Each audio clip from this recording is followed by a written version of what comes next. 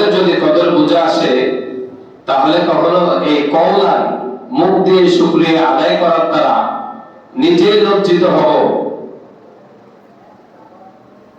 যে আল্লাহ আপনি আমাকে এত বড় নিয়ামত দিয়েছেন, এত বড় দয়া করেছেন, এত বড় দয়ার বিনিময়ে, এত বড় নিয়ামতের বিনিময়ে আমি বান্দা শুধু আলহামদুলিল্লাহ কিভাবে বলি? আমার জন্য উচিত প্রত্যেকটা নিয়ামতের যথেষ্ট পরিমাণ কদর করে যথা সময় অনুযায়ী যথা জায়গায় সৎ ব্যবহার করা। তখনই আপনার এটার ফেয়ালি শুকরিয়া আদায় হবে। আপনি আশরাফুল মাখলুকাত হয়ে শুধু মুখে বললেন আলহামদুলিল্লাহ, এতটুকু হয়ে গেল না। যখন আপনি আশরাফুল মাখলুকাতের যতগুলো বিধি বিধান ছিল সবগুলো আপনি মানবেন কিংবা মানার চেষ্টা করবেন, তখনই আপনি আশরাফুল মাখলুকাতের ফেয়ালি শুকরিয়া আদায় করতে পারবেন। সুবহানাল্লাহ। আপনাকে আল্লাহ তাআলা শেষ নবীর উম্মত বানিয়েছে, এটা শুকরিয়া আপনি কিভাবে আদায় করবেন? শেষ নবীকে আপনি শেষ নবী পেয়ে শেষ নবী চূড়ান্ত সিদ্ধান্ত জানিয়ে দিয়ে গিয়েছিলেন, তারাকতু ফীকুম আমরাইন লান তাদিল্লু মা তামাসসাকতুম বিহিমা। আমি তোমাদের মাঝে দুটি জিনিস রেখে যাচ্ছি,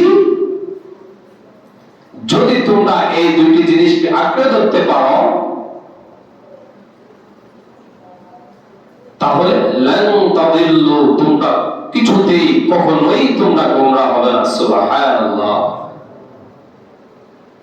ওই দুই জিনিস কি?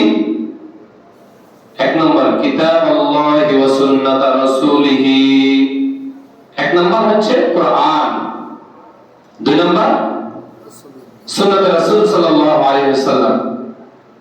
রাসূলের সুন্নাত আঁকড়ে ধরতে হবে।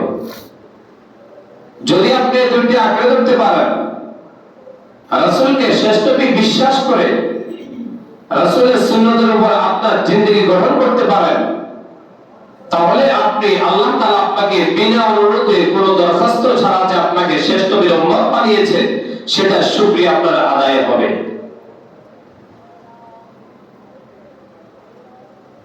এখন আপনি স্বীকার করলেন আমি আশরাফুল মাখলুকাত, আমি শেষ নবীর উম্মত, কিন্তু আপনি কোন বিধি বিধান মানেন না, রাসূলের উম্মত দাবি করেন, শেষ নবীর উম্মত দাবি করেন,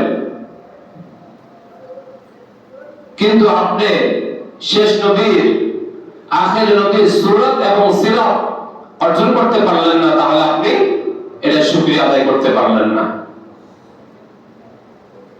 সুরত সিরাত কিভাবে জানবেন? সেটার জন্য আপনাকে অবশ্যই যারা জানেন তাদের দ্বারস্থ হতে হবে যে আমার রাসূল এই বিষয়ে কি সুন্নাত আদায় করেছেন।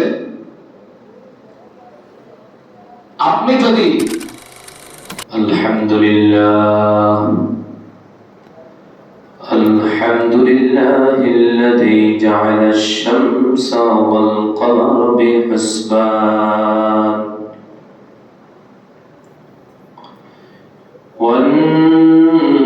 والنجم والشجر يسجدان وفضل زمانا على زمان كما فضل مكانا على مكان وإنسانا على إنسان ونشهد أن لا إله إلا الله وحده لا شريك له لا ضد له ولا ند له ولا مثل له ونشهد أن سيدنا وسندنا وحبيبنا وحبيب ربنا وطبيبنا وطبيب قلوبنا ومولانا محمد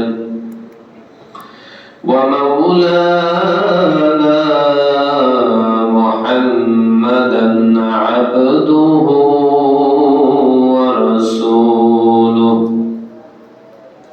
صلى الله تعالى وعلى آله وأصحابه وبارك وسلم تسليما كثيرا الذي أرسله الله تعالى بالحق بشيرا ونذيرا وداعيا إلى الله بإذنه وسراجا منيرا